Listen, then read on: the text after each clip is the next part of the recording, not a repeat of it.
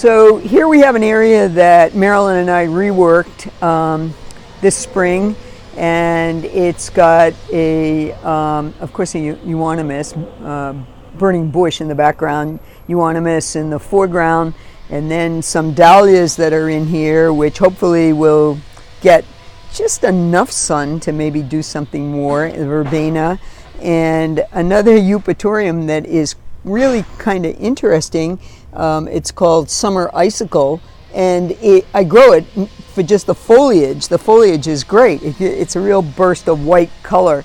And then the sky pencil, Japanese sky pencil holly, and the Russian sage, which is doing its thing here. And then here are some sunflowers and zinnias that my friend David Rowland gave me, which are going to fill in someplace in the garden.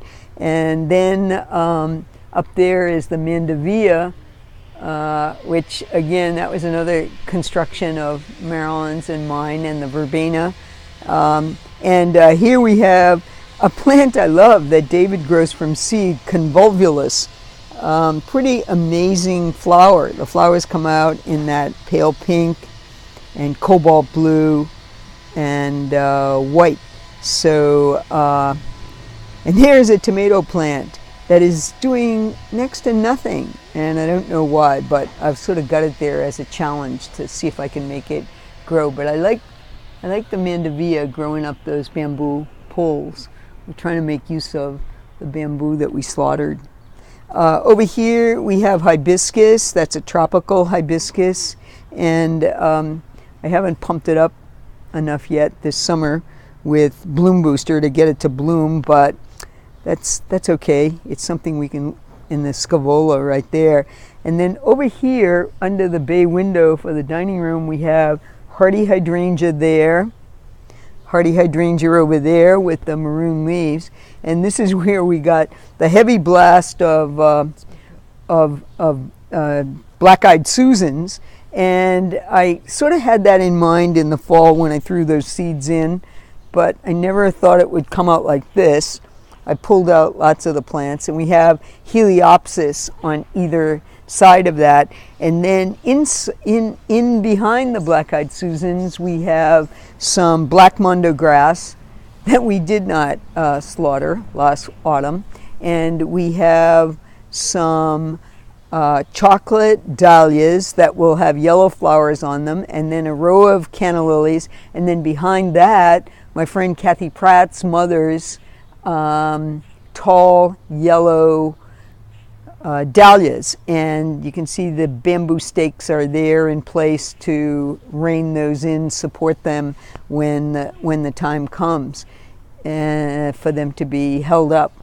And then over there is a Japanese tree peony, which is unbelievable. Around Memorial Day each year, the Japanese tree peony that particular one had 20 blossoms on it at one point right around Memorial Day.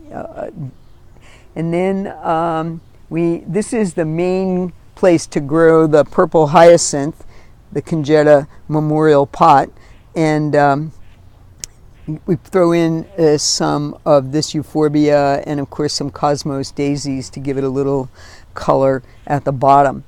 And over here we have a little corner where one day we'll mulch it. The mulch is sitting in a wheelbarrow waiting, but just put in a variety of Russian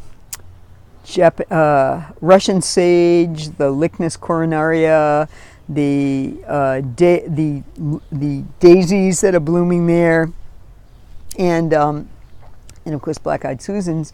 And there's anemone in here, which I'm trying to encourage, and I don't know whether I'm crowding it out and I'm too anxious for color over there, but the anemone hasn't really done it. And the cleome, the short ones, are good, and I like that. I like this little colorful corner, and mulch in here would make it look really great.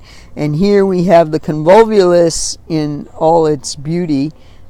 Again, thanks to David Rowan for that. It's really pretty amazing. And there's the nursery up on, that's the deck where we usually start all of the bulbs, where they get the most sun and heat from the cement underneath, and just threw some color into those pots that are along the deck, and we're hoping for that to just keep up for the rest of the summer.